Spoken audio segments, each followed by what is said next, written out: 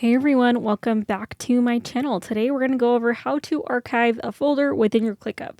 So it's pretty easy, pretty simple. I want to go to this folder, folder 1, and I want to archive it. So let's go ahead and hit this 3 little dots, and then we are going to click archive. Now what this will do is it will archive any tasks or anything that is associated with that folder, but you will be able to search for it and you will be able to bring it back just about any time. So really what it does is it just puts it in storage and it makes it so that it's out of sight, out of mind, unless you really need to go back and look at it. So let's go ahead and click archive here, and there you go, it is gone. So I've seen this used in a lot of different scenarios. You can use it for archiving an old project that you are all done with, if you have worked on creating like a course, or if you have just a project that you're all done with and you don't want to see it anymore, you can go ahead and do that, but you can search for it if you need to bring it back up or what have you. But hopefully you found this video helpful. If you did, be sure to give it a like and subscribe.